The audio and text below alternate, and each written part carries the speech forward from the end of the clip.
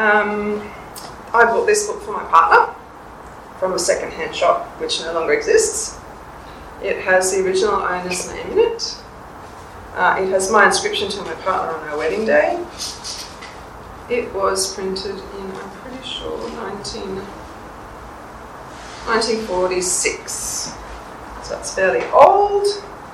And the poem that I read to my partner, which I later set to music, is by William Butler Yeats, and it's called He Wishes for the Cloths of Heaven.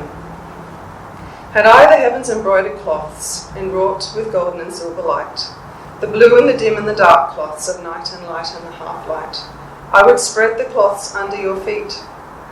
But I, being poor, have only my dreams.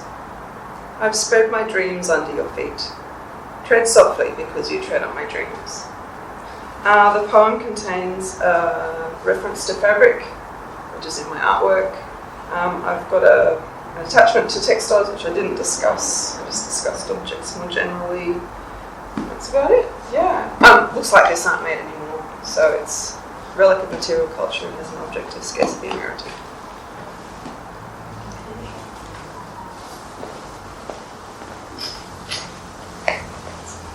Would anyone like to go next with their object? You can't make as many mistakes as I made, so We just go around. get as tongue-tied as I did. Maybe Hannah should go around and the rest. Okay. Would you like to go first with your object, Tony? My object.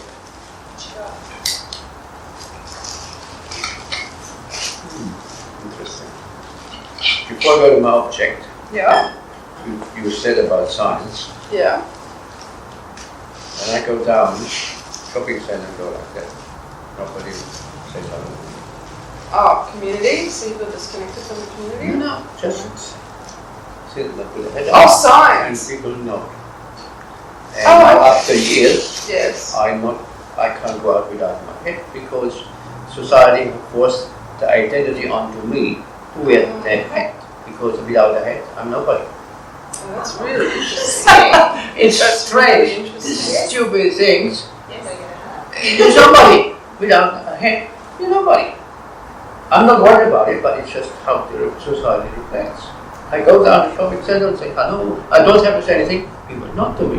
If Yeah. I go down like that, I'm just a normal person. Invisible?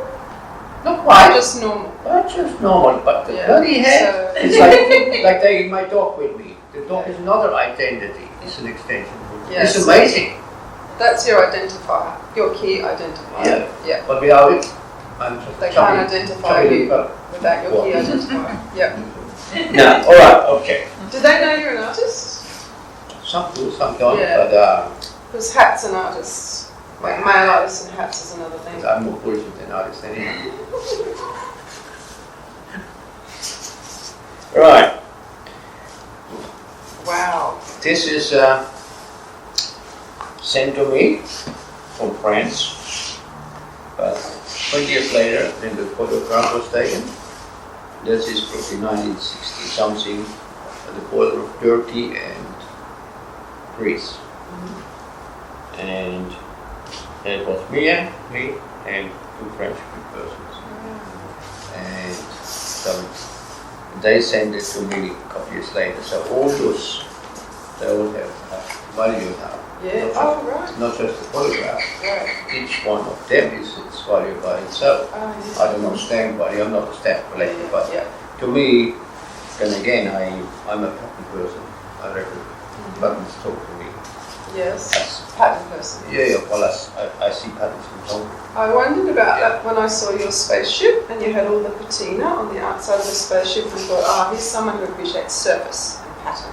Yeah. Yeah, so I can sit somewhere and that patterns come up to me. It's a bit like when you see the two sides, a vase is not a vase and the face is Yes. the vase Oh, and the yes, face. yes, So I yes. think That it's test. the mind plays with it. Yeah. Anyway, that's basically what it is. I've got to come down and things that, but that would do, otherwise you never got around. So that's an old bit of cardboard. His handwriting, he's dead already. He gone to somewhere or nowhere. But yeah, to me this is my little item. Yes. That's, The outside is nearly more valuable than what is inside. It's interesting about it. Basically, they belong together. Actually. Yes. One eye. It's very interesting how an object can Yeah, it's no value become so. and it grows over time more stronger. Yeah. When you get it first, oh, it's the picture. It's really interesting. But over time, it's I will have to look very close. But I know it was at the same place, but I don't remember what the same place was. But I found it. That's it. Thanks, Herman. That was really interesting and very personal. It is, yeah. Yeah. Thanks. Erica. This is a lamp. It's broken. I've had quite a few, and then I get rid of them, and then I find another one. It could be from IKEA. I'm not sure. But for me, it kind of more reminds me about how I used to fantasize about underwater mines as a kid and playing Minesweeper. So it's like a combination of all these images of, because I never really watched full films as a kid. You'd always walk past them late at night, and catching underwater mines was a bit of a moment for me. And then doing a lot of drawings, and I used to do a lot of drawings of dragons with underwater mines on their tails. I know, sort of Ken thing for a while. So now I just keep them around. It moves around my pot plants, or it just moves around the house until I bump into it and get hurt. But I think it's very attractive. I like the chrome. It's kind of dangerous, attractive. I don't know. It's an entertaining object for me. Yeah. See, I thought it was really old. I didn't realise it was new. I'm not actually sure how old. I'm getting confused with the other ones I've had as well. I've had probably more newer ones. This is probably not the older ones. But I don't feel like it's missing things. I've had ones before with little circles on the end to actually block a bit of the light, and ones with lights on the end, and then I've had ones, with more lights on these things. And is it a ceiling mounted? Yeah, yes, it is the. I would never have that in my house. I wouldn't. It's not quite what Nightingale had to do. Yeah. Nightingale didn't have the funds. Going around. Yeah. It's just as much sculpture as light, though, isn't it? Or even more sculpture than light. It's a very curious object. Yeah. It's in such stark contrast to your fluffy flippers.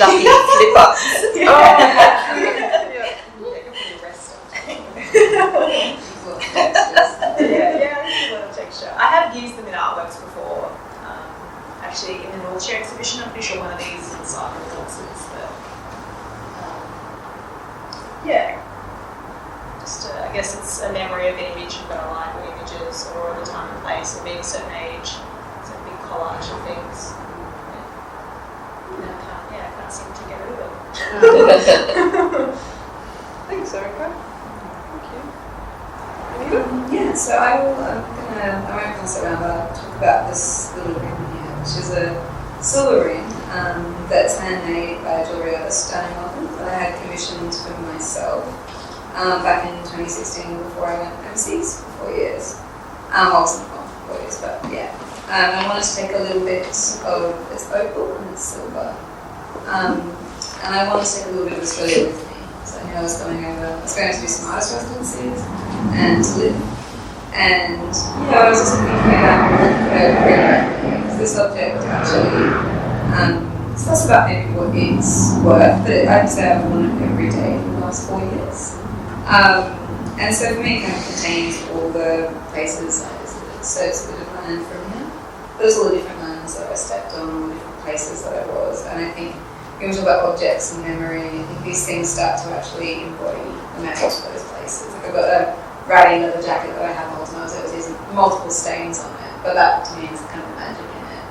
And I think this ring is very much the same. So I wear it always. Like I go surfing, I keep it on. I go swimming in the reservoir, I keep it on. But I think there's something about it for me. It's always different marks, and I haven't, you're meant to clean silver. I haven't cleaned it all in the last 4 years, and I prefer it this way. And so it's got an asymmetrical design as well, and it's kind of been drawn into by the artist.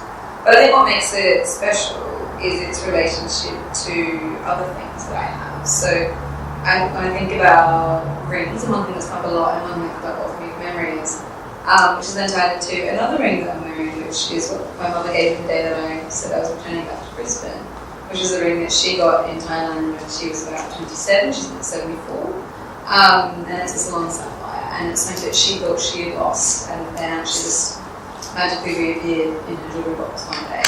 And no one really knows, exactly how it got there and how it didn't. So memory to me, I think, is something that's quite slippery. I think objects have memories inside them, and we give those objects power through the way that we relate to them.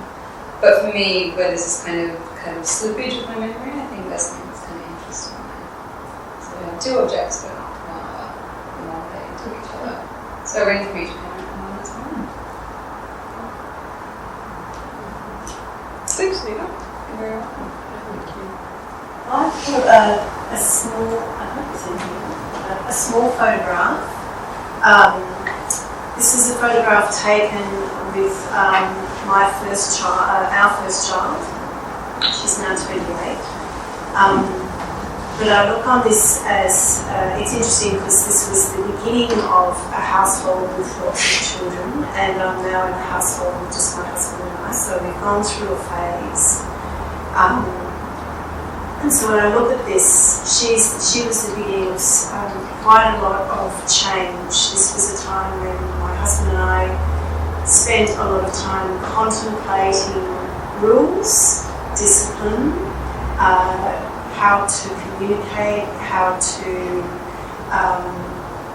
give space to each other, and how to raise someone in a way that wasn't done the way our parents did it. And so she facilitated a great deal of introspection and consideration, and I think in the long term, it was very good for bringing us together. There was lots and lots of discussions about things, but certainly she represents child for a marriage, I think, that has grown stronger from having had that and all having had children, and certainly all the woes, and they don't finish, of course, now that they're out of the house, but this was the beginning of having her in the house. It sits on my daughter's shadow box that my husband made for her. It's still in our house, full of all of her trinkets that she purchased, she had, which again makes me wonder. I picked it up this morning thinking, I need something, and I love looking at that in her room, full of all of the little, this little dog we gave her, that little china duck, and this thing there. So, anyway, for me, it was just the beginning of a phase that phase is now a part of life that's gone. I sometimes think, we must have done all that again now that I've got to the end of it. I wouldn't mind doing it again, but interesting. So that's the memory. It's certainly a beginning and a future. Thanks, Jo. Thank you. Fancy our word for that is a liminal moment. So when you're on the doorstep of an adventure, it's like a liminal moment. Yeah. Great. Thank you. I didn't get to introduce myself. Sorry. Genevieve Memory. I haven't actually bought an object. That's right. But I think it's quite a fascinating one for me, and I think, ironically, sometimes I think I've actually gone through life on multiple stages, feeling like my objects own me rather than I own my objects. Okay. And I remember when I was at art college, very, very long time ago, everything I owned always had to go in a car. And I'm a terrible object collector. I collect things everywhere I go. When I go on holidays, I will try and find something from the culture and from the places and memory of that holiday, exactly as everybody's expressing those things. But my other really bad one is stones, pieces of wood, pieces of anything around the place, and I just build the stuff up. So ironically now I have a large house and my staff is building, and I actually really remember back just always having to maintain everything in the back of the car. I had a hatchback, and everywhere I went for about 8 years, I had to be able to move all in a hatchback, and I kind of miss that. And it's quite an interesting one because you actually reduce your objects and you make them more manageable. And I think sometimes I wonder whether it's your objects do sort of control you and own you because you have to keep on top of them when you have lots of these things around you. It's just really interesting. So maybe that's got something to do with the fact that they have memories for you, and that's why you want to hang on to them, perhaps? Maybe. I think also, as you were saying, I just get excited by the feel, And you love objects. colours. I have too much stuff around me. I can spend days just wandering on a beach looking at bits of stone, and then I could bring half of it back with me. Yeah. So I just go a bit over the top, so I'm a bit unmanageable when it comes to objects. And it's the same with charity shops or anything like that. Have you heard of Marie Kondo? Have you heard of Marie Kondo? Oh, she's a Japanese decluttering guru, if you want to. Well, the problem is, she says, if you hold it in your hand, whatever it is, and it sparks joy, you can keep it. So that means it's use. But it's really good for clothing. You know, you have that top that you don't want to throw away because it costs da-da-da, but you really don't feel good in it. So if it doesn't spark joy, you can't keep it. But it may not work for you. That was a bit tongue-in-cheek. Thank you, Andrea. Thanks. Terry.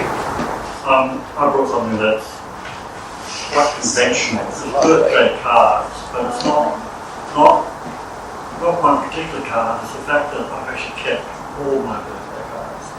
So this was when I was 6. And I find this an odd thing. This is from Grant. I actually remember Grant. I remember this card because my parents gave me exactly the same card on my 6th birthday. I actually had that card as well. Didn't bother bringing it. But what I found curious about it is the fact that as a young child, I couldn't bring myself to throw out the card in the wrapping paper. And that took off, so to speak. And then you get to the point, well, when is it okay to throw out the card? And it never became okay. So I actually moved houses several times. And these cards have come in boxes with me. I still have all these cards. And I still, even today, when I get cards, I turned 50 a couple of years ago, I still have all the cards that I got when I turned 50. I don't actually throw them out. So it's slightly weird in a sense. I'm sure other people must throw out their cards. But it's just a connection to the event. I don't look over the cards, I don't go back to them particularly, but when I do, it's very rare. When I do, I go, oh. And they're signed off by people I know. This one's signed off by my sister and one of her partners at the time, they were her partner, but they have those memories with them. You remember your cool, from the 70s, your cool uncles and getting motorbike cards, etc. So it's just interesting dilemma. I remember my mum saying to me as a very young child, and it was probably before my first proper birthday party, that you remember opening the card before the present. So it's quite odd that I don't throw them out, but they must mean something to me. Well, that's actually what's a very special cards. Good day. So I think you've got a collection there. So if you stop, this is a sample. Yeah, but if you stop keeping the cards, you basically terminated the collection. Yes. So you kind of accidentally paralleled keeping your memory objects and a collection with you.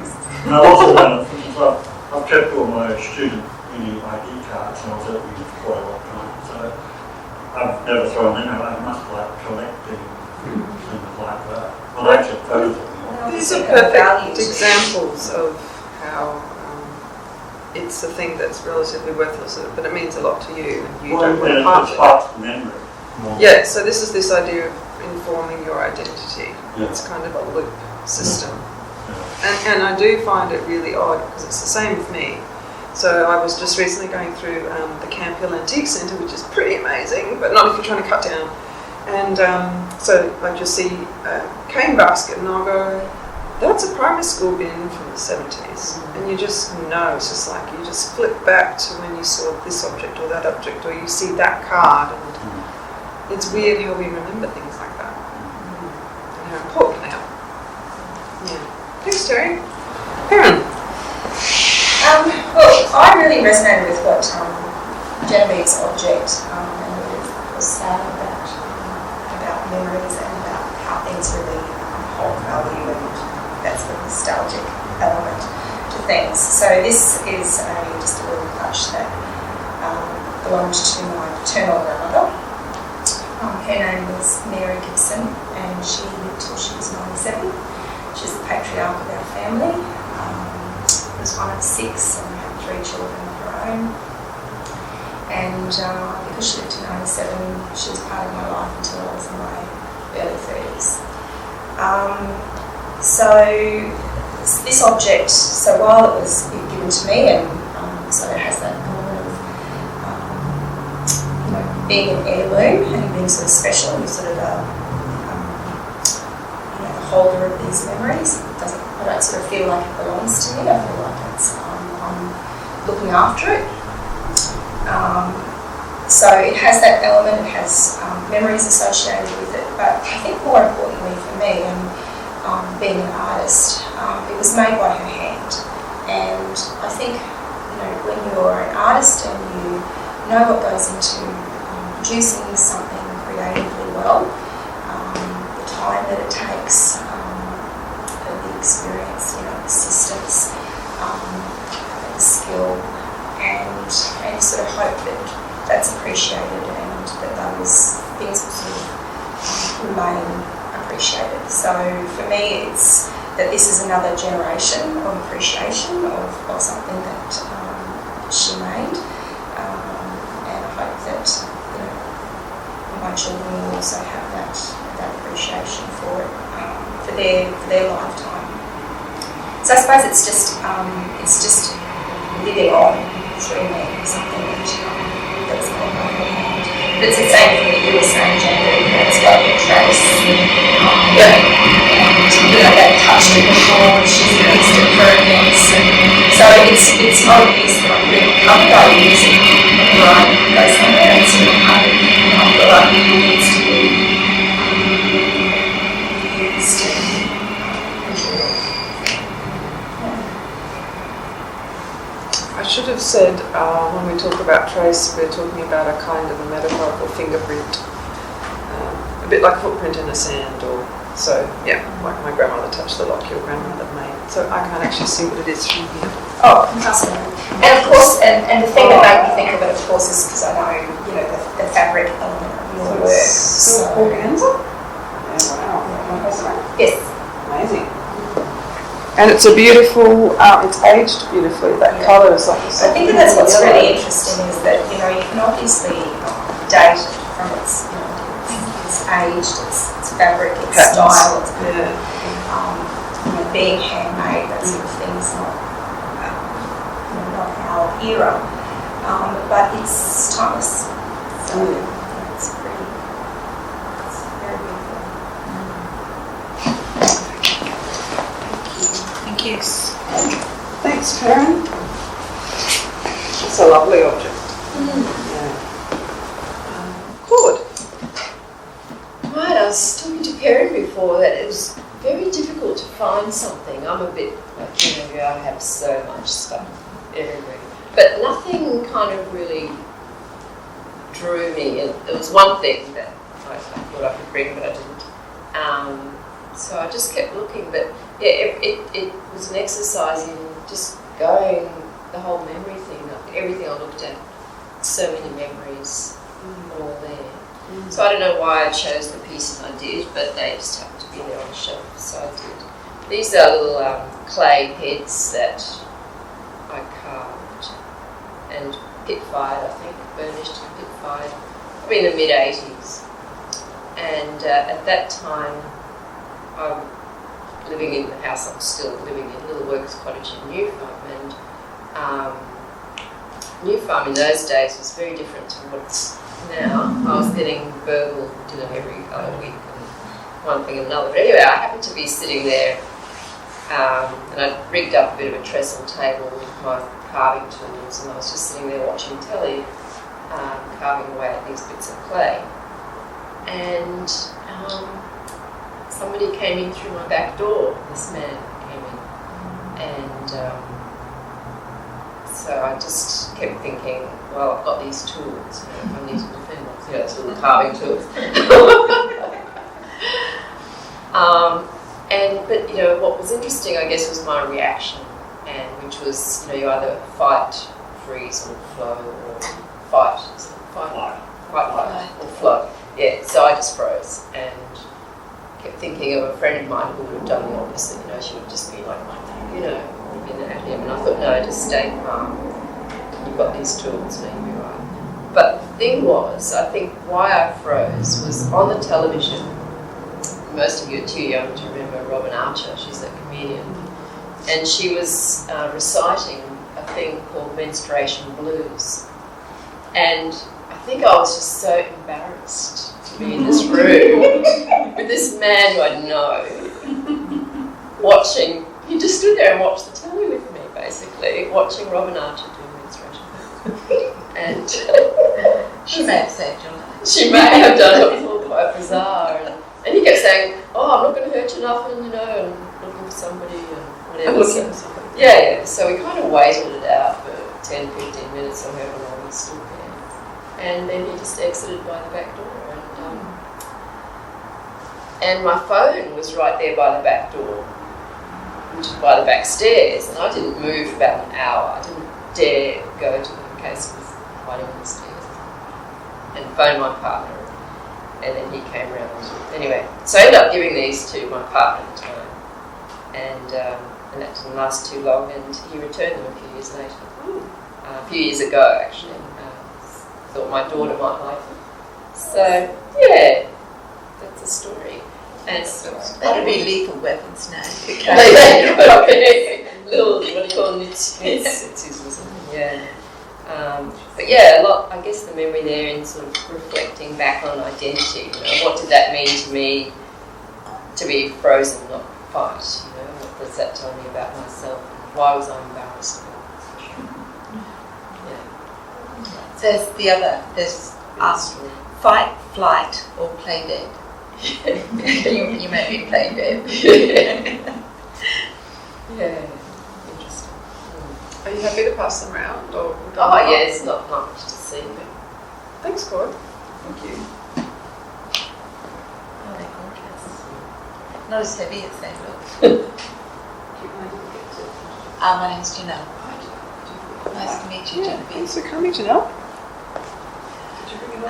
Yes, I brought two objects actually, one from one grandmother and the other from the other grandmother, who was a farmer. She was of farming stock, and this grandmother was quite different. She was from a more cultured background, and so I haven't kept a lot from my grandparents, or I've tried to travel light, but I figure if there's societal decline, I can always catch a possum and grind myself with this guy.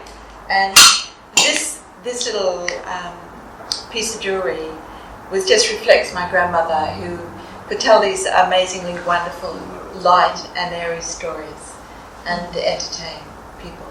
But I did, my mother, who I've just come from, is going to turn 90 next year. And I've been thinking a lot about memory, because how heavy memory is as you get older. And I've wondered, you know, like, my mother is incredibly active, but she is weighing down, you know, that when we venture into the area of memory, she doesn't want to look at the pictures anymore because it weighs too much on her. And her memory's starting to go a bit.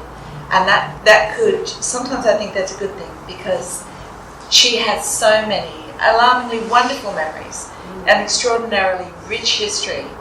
But what do you do with that weight of memory that she's now experiencing? And I've wondered, is memory also affording some people like a neural meltdown?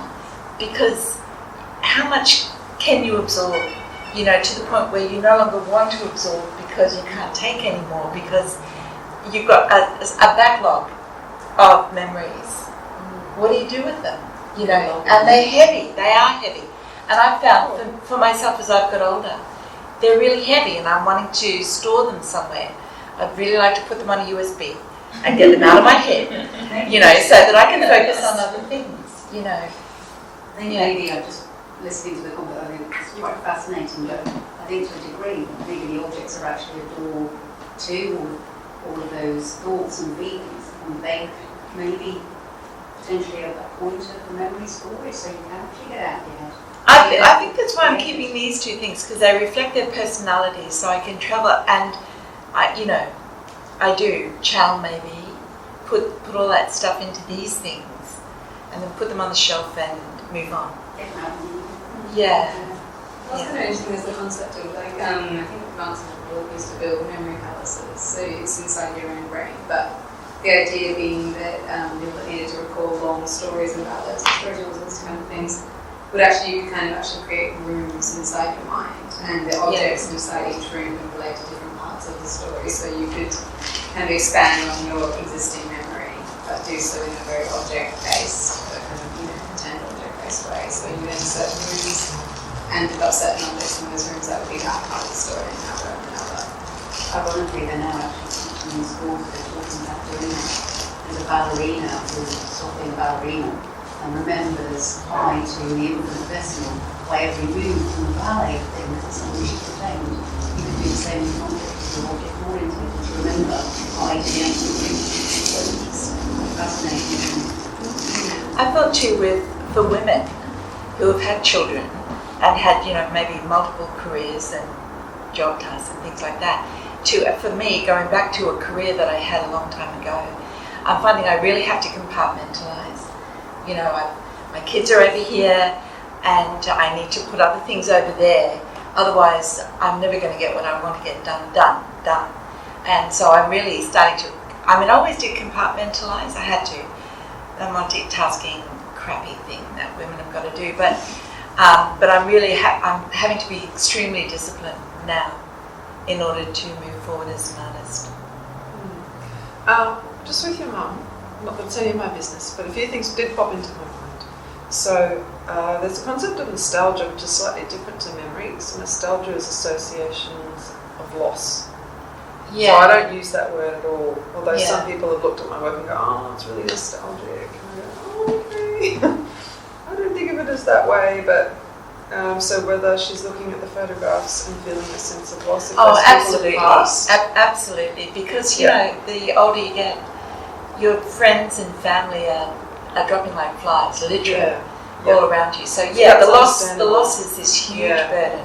With the concept of taking thoughts out of your head and storing them, J.K. Rowling talks about this in the Harry Potter books. She invents the pensieve, and you take your thoughts out and store them, and then to revisit them you tip the bottom into the pensieve, so that's an interesting concept. But also with Terry's father, who just recently turned 80, one of the family, was it Judy? Who suggested the book? Was that Judy? The book for my father. Your father's 80th. Yeah. This is my partner, his father recently turned 80. I'm pretty sure it was Terry's sister, Judy, who said, here's an empty journal. We've all thought of 2 questions each that we'd like you to answer. I don't know if this would work for your mum, but it worked for Terry's dad. So Terry's dad is fairly quiet. He's not, a very talkative person. And talking about loss, often I go to a funeral and I go, oh, that was such an interesting person. I now can't ask A, B, C, D, E F question. Totally missed my opportunity. Anyway, so being a quiet person who didn't share memories, he's put them all into this book. So then we've all read it. So he shared it, we've read it, he's now got a record of it. So when eventually he does pass, we have a physical record of that information. I don't know if she'd like to do that, but it worked for Terry's dad. Yeah. So how much of this kind of stuff comes through in your work? I've listening to you talking there and relaying what you were relaying. Do you put that concept into your work as well? Oh, look, another penny's just dropped when I mentioned the pensieve, because this work I'm developing, this is what I think is really interesting with unpicking this idea of signs and objects and memories and What I'm thinking of doing, and I can show you the mock-up on my phone, is using these old plinths. It's got to be the old ones, it can't be the new white ones. And with this carpet I've pulled from the footpath, I'm curating objects that are either the exact object that I own or my mother owns, or a replacement if I don't have it. I'm using the plinths and I'm putting things in jars, which I suppose is this concept of putting thoughts into a jar, but I'm putting my memories into a jar in the form of an object. So I'm going to have a jar with bow hair, because I used to play the double bass and that's what I played in the next building. in a jar with cotton reels that I recently thought were my grandmother's cotton reels. But my mum said, no, your grandmother never sewed. Your father was a real estate agent, and occasionally he would have to deal with properties that still had stuff in them.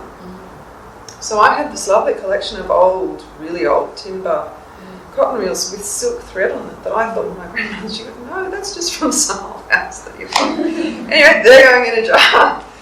Because I've just really adored these cotton reels, and I used one of the brown threads in a first year jewellery project actually. So yes, I suppose that's how it sort of is all intertwined and comes out. You don't really... I was kind of thinking of this idea of putting things in jars. Who's already done it? It's a nod to museum display techniques. That's what I was thinking of. You know, it's a bit hackneyed putting things in a jar, but I thought, I think I can get away with it because it's on the old museum building site. So I've got some old jars that I got from the Camp Hill Antique Centre. And not everything will be in a jar, but I just thought, that could be interesting. And I'm hoping, but I won't know until I present the work, that it will hopefully have some resonances for people other than me. Maybe it'll spark a memory or, does that answer your question? Not very good at answering direct questions, sorry. No, it's just fascinating in relation to what you're saying, to the degree we're a series of jars. So if each of us was to place our object in a jar, we're actually an embodiment of what we're talking about. I suppose so, yeah. From different perspectives. Yeah, I suppose so. Yeah. It's very nice going through the process of we were discussing this and probably finding something special, the actual process at home. Oh, good.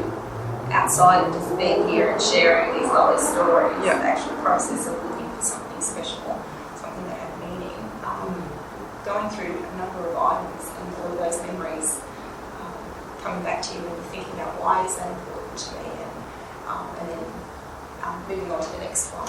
That was actually a really nice process as well. So if you want to, you could go away and have a bit more of a think about your object and how it reflects your personal values, if you want to. So I was just very hurriedly finishing off my artist talk yesterday, and I hadn't planned to go there, but I just read something in this textbook on the right. So basically I performed a semiotic analysis on my object in reference to me, and I learned something about myself that I didn't realise. And you and I have a lot of similarities, so you're valuing that because it's handmade, it has the trace, and it's historical, it belonged to your grandmother, it's a family heirloom, and you strongly value family. I think that's quite interesting. Where do you see the trend is to declutter and to simplify, and people are moving towards a more aesthetically sterile, empty panorama in their homes. So, for me, my mother's house is completely cluttered with stuff. I don't really want it. But, increasingly, there's going to be a lot of stuff in op shops that is, being emptied out of homes as from deceased estates. Yeah. That's simply not wanted any longer. And it's going to be interesting, what are we going to do with it all? Where is it going to go? Somebody needs to collect it. Before you go, Oh, sorry. Are you going to the bathroom? you're going home, then you. You're not leaving, are you? You're just Yeah, I didn't have to leave. Oh, you're not taking your purse? Just Yes, I thought that you might Leaving take stuff Oh, yes. Oh, Erica yeah. does want to photograph it. Thank you Uh, very much. before- before you go, I want to invite you all, because we talk about memory. December, I'm having an exhibition in my backyard and house, and the theme will be how did I get there, or how did I get here? Oh. And it will be 80, 80, 80. I will be 80th birthday. I will be 80 kilogram by then. I used to be 100 kilogram about 2 months ago, and there will be 80 objects on display. So that's why I'm telling you, because we talk about memories. I will play my memory basically on my memory on display. How I travel and where I am today by December. We'll put it in the So, newsletter. It sounds lovely. Yeah. So Happy birthday. If Genevieve gives you my details, would you put me on that mailing list? We'll talk about that. Yeah. Yeah, Just- I think I, yeah. And I can become involved. Lovely. Perfect. Thanks And for I'll be able to keep tabs on them all the Thanks for coming. It was very nice meeting everyone. Nice meeting you. Thanks for coming. Bye. See you. Bye. Decluttering. Yes, it's a question I was thinking of as well. You know, like probably like many of us, you know, we do go through the op shops, side of the street, skips and all that, you know. And I do elements patterns when you go into the objects and you see exactly what you Yes. and you know they're the most precious things. And it's kind of That somebody's treasured, yeah. And my mother's place, she's 90 next year as well. You know, just my sister and I dread the thought of going to that. Yeah, it's a really hard call, isn't Oh, it, as to what you do with them. I've I've got a box of my grandmother's cards. She kept everything. Oh my God. And beads and cotton reels and things like that. And I just, you know, it's there under the bed and it's just, I don't know what to do with it because I'm pretty certain my kids aren't going to want it either. Yeah. But just don't put it in the bin. I'm not going to put it in the bin. Some no. people do. Some people do. No, it's not going in the bin. It's just what to do with it. There should be a place where we can take all the stuff Oh. rather than op shops. If it's textiles, so if it's cotton reels, fabric, thread, zippers, all of that, there is a recycled haberdashery at Everton Park called The Nest. So that can all go there and they love it. It's a what do they call it? Something initiative, I can't remember. Like they aren't funded. There's sell the things in the shop to make money to run the venture. Something venture. Social venture, can't remember. Yeah, so they've only had funding once since they started in 2014, of course. Yeah. So that's on the main road at Everton Park. Maybe think about places like the Camp Hill Antique Store or the Paddington Antique Store. Yeah. Or if you have the time, then probably Gumtree or eBay. They'll go to someone who wants it. Yeah, no, I'm not at that point there No. with it. What my grandmother did was my grandmother lived to 88, she started putting little stickers on the bottoms of things with people's names on, which seemed slightly morbid at the time, but worked really well.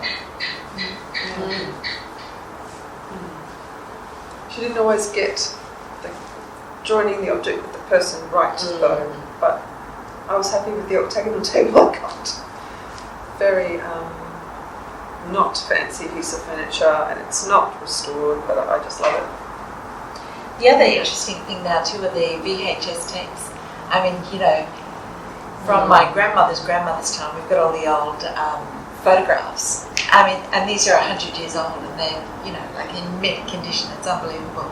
But then you've got the VHS tapes and the Super 8 films and the slides, Ektachrome slides, and what the heck, you know, and there are a lot of them. Thousands of images and material from stuff. You can maybe archives, libraries. Yeah, either archives or artists. Yeah. So there's an artist called Patrick Pound who works with found photographs. He sources them from all over the world. He lives in Australia, so that would be right up his alley. But even Terry and I have got some vintage photographs from, it's on once a year, and what's it called? Photography. Cameraholics once a year in Cameraholics. Brisbane has a Yeah. collection of second-hand camera purveyors from Sydney and over come to Brisbane. Renovates come each year. For equipment. Yeah, they're selling Britain. They're I bought selling old photos. Yeah. second-hand camera gear mainly. But there are purveyors who actually literally come with boxes of ancient photos, including wet plates from Europe, of portraits done 100 years ago, and then the actual wet plate. Yeah. They're selling the wet plates, as Really? in from wet plate photography. And they're not marked, like for $1.50 or something each, but they just have boxes of them. And they're really interesting because I've got Genevieve a whole collection of them that really show that time of clothing and fashion. Particularly for me, what I understood was men's fashion. It was far more flamboyant.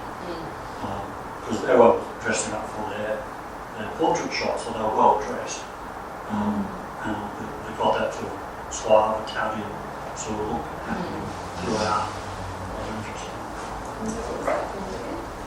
Camera Holtz is the name of the event. It's like a one-day flea market. Yes, but it's only on once a year in Brisbane. I think you can sign up to get the emails. Yeah. If you really want to, I'm just not sure what's happening with this COVID time, but there's a camera shop in Melbourne called Film and Eyes. And they're one of the participants, so just read them. You can find out if they're coming up to Brisbane for. I'm just trying to track down some old videos of an old 1960s film camera. Maybe image films. Right. Yeah. Yeah, they do have stuff like that. There's multiple. There'll be about 30 or 40 different photographs. I took a whole pile of my uncle's equipment to Griffith University Film School because they had a bit of a collection starting. Wow. So I've dumped a whole pile of stuff over there. So there'll be projectors from that era there. Yeah.